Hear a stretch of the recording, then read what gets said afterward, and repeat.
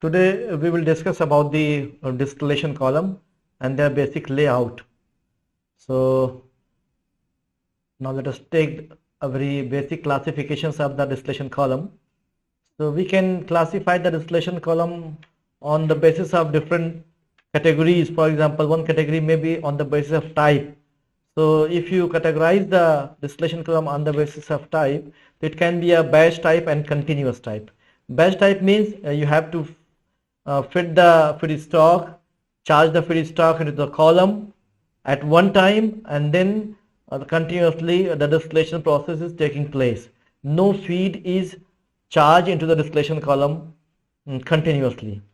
And the second, that is the continuous, means continuously feed is charged into the distillation column, and there are products that is recovered from the distillation column, and this is a continuous process. So this is a one classification. The second, based on the column type. So in this one, the internal materials, the internal type is subtype is a tray type column, and the second type is the pack type column. In the tray type column, normally a distillation column are fitted with the trays, different type of the trays inside the column, and the second packs column have the packings of different type of packings within the column. And if we think about the classification of distillation column on the basis of feed, so feed can be a binary system, means only two components are there in the feedstock, and it can be a multi-component system. It means that more than two components like A, B, C, D, 4 and 5 and 6, so many other components are there in the feedstock. Then we can also categorize the distillation column on the basis of their products. So products, if you charge the feedstock, normally they have top and bottom products, that is the binary products. But few distillation columns are there where we have the, apart from the top and bottom, we have the intermediate products, that is called the multi products, means we can draw the multiple products from the same one single distillation column. But in the binary, only two products are there, one top products, one bottom products. So this is a basic classification of a distillation column. And let us look about the basic diagram of the distillation column. So this is a column, simple column, in which either packing are there or the trays are there.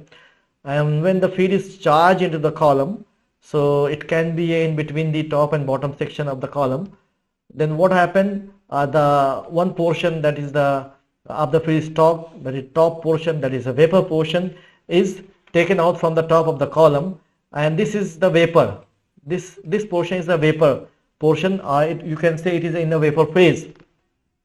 So we have to condense this vapor into the liquid phase. For that thing we need a condenser.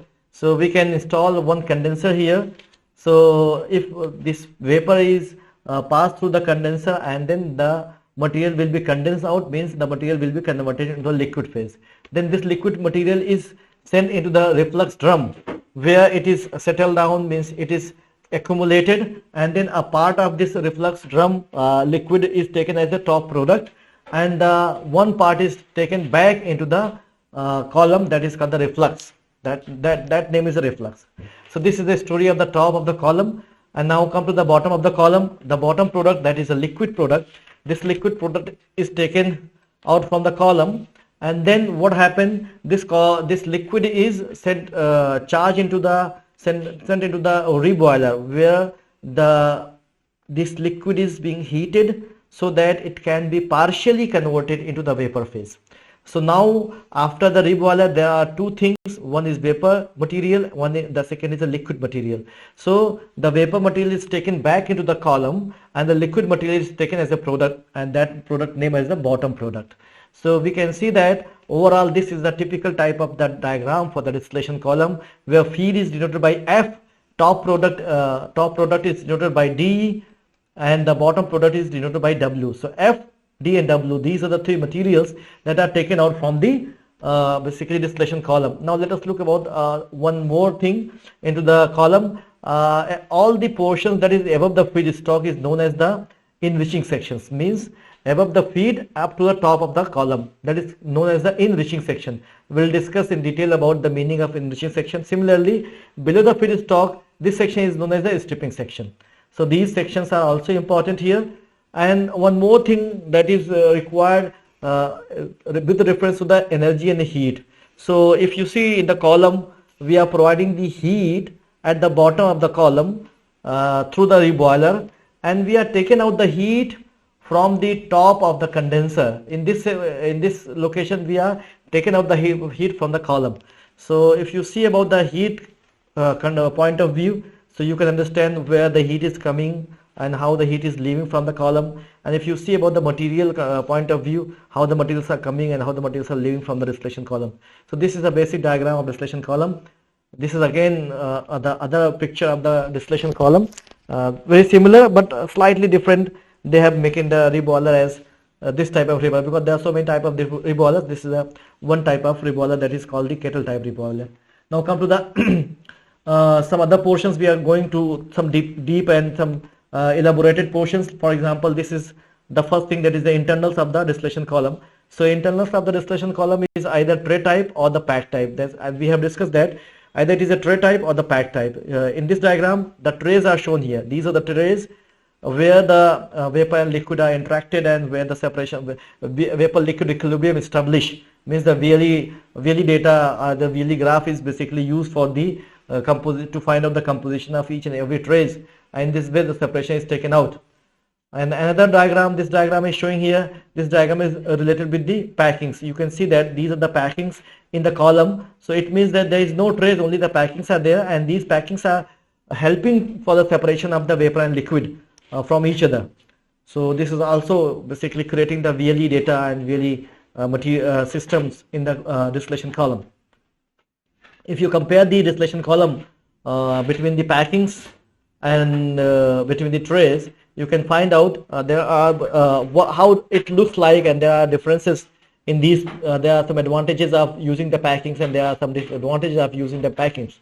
So we can compare it both distillation column types. Now come to the other internal parts of the distillation column.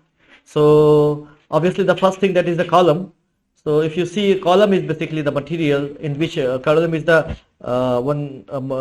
what we can say a metallic column. Inside of that trays and all the important equipments of the distillation column are there. So this is the one diagram of the actual diagram of the distillation column. It has been transported to this particular site. And this is the another diagram where the column is basically installed and in the working conditions, and the outer side is looks like is it insulated, because the temperature is very high inside the column. So we have to maintain, we have to conserve the temperature inside the column. For that thing, insulation is required. So this is basically the insulation parts, so that the diameter is some bigger diameter is observed, and feel that it has a bigger diameter as compared to the normal columns. And you can see that there are multiple columns. All these columns are the distillation column where the separation are taking place. The second thing in the internal parts is the trays. So trays are also used for the separation of the vapor and liquid from each other. So there are so many type of trays are available in the market. So the common type of trays, one common type of tray is a bubble cap tray. This is the bubble cap tray where the caps are there. These are the caps, and these caps are basically used for the vapor and liquid separation. So if you look closely how it looks like, so inside from the bottom section, always vapor is going from the bottom to top sections. So what is happening here? So these slots are used here. They are basically used for bubbling out of the vapors from the liquid. All these trays are filled with the liquid. What is going on? These, for example, these trays are filled with the liquid, and the vapor are coming from the lower side of the tray, and it will be there are small holes are there in the bubble, in the mid of the bubble cap, and when it passes through that holes, and after that it passes through these liquids, so bubbling will be started. That's why its name is bubble cap tray. So bubbling has started. In this way, these vapors and these liquids are mixed together, and the separation are taking place. So this is the second type, that is called the valve type trays. So valve are there. This is a single wall diagram, and if it is if it is open, it looks like this one, and if it is closed, it looks like this one. So similarly here also, what happened from the bottom side of the tray, the vapors are coming, and it basically push the bubble, and the bubble will be lift up, and the vapors will be taken out from these different locations, and all these materials are basically all these surfaces are filled with the water, and filled with the liquid, and these gases are taken out through the liquids, so that the separation is taking place. And the third very common type of the tray are the sieve tray.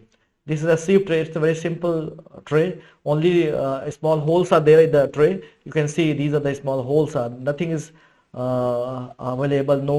No typical caps are there. Only simple sieves are there. So what happened? The vapors are coming from the lower side of the tray, and it is basically pushing the vapor liquids, and it stops the liquid to pass through these sieves, and it have a very high flow of the vapors are basically used here, so that it can cross through the liquid and pass through the liquid, so that separation will be take place. After the packing, after the trays, the second type of the internal materials are the packings. The packings are also used in so many places because of some advantages of the packings, like lower pressure drops. So there are two types of the packing. One packing is known as the structured packing, and the second type of the packing is known as the random packing. These are the two common type of the packings are there. So structured packing means everything is a very aligned and very structural way is available. You can see through the diagrams. In the random packing means there are different types of the shapes are available, and these are just filled in the column. So this is called the random type of packings. So there are different types of the packing name basically. These are the few name of the random type of packings. So we can pack either through the structure packings and random packing. Both have some advantages and disadvantages. These are some different shapes of the packing material. These are the shapes, small. These shapes are available, and you can fill all these shaped material inside the column. So the ultimate goal is to provide the more and more surface area for the mass transfer for the vapor liquid separation. Then the next part from the column is, you can see the after columns and internal is taking place, the next part is a reboiler. Reboiler is this portion is a reboiler bottom section, where what is going on. The reboiler, purpose of the reboiler is basically to reboil, means boil the liquid that is coming from the distillation column into the vapor phase. So that's why there are so many different types of the reboiler available in the market. One type is the kettle type reboiler. That is a very common type of reboiler available in the distillation column. So we can use the reboiler, kettle type reboiler, thermosiphon type reboiler in the distillation column to boil the liquid that is coming from the distillation column into the vapor phase. So that is called the partial reboiler. Partial means one portion of the feed that is coming inside the reboiler is vaporized, and the second portion, the other portion is taken as a product. So one portion is a reboiler vapor phase, one portion is a liquid phase. So reboiler purpose is to vaporize the partial feed, and you can see these are the different diagrams available in the industries. Now the next part is the condenser. Condenser is basically situated at the top. You can see when the top vapors are leaving from the column, distillation column, that has to be condensed out into liquid phase. So for that thing we need a condenser, and condenser is simply the heat exchanger. It's a very special, simple type of heat exchanger. We can say shell and tube type of heat exchangers. So there is no very advanced type, no typical type. It's a very common type of heat exchangers, and that's the only purpose is to condense the vapor that is coming from the top of the column into the liquid phase. So there are so many condensers basically there in the column in the industries. These are some diagram of there that is used in the distillation column. So this is all about the basic of the distillation column, how it looks like, what are the important features of the distillation column. Thank you very much.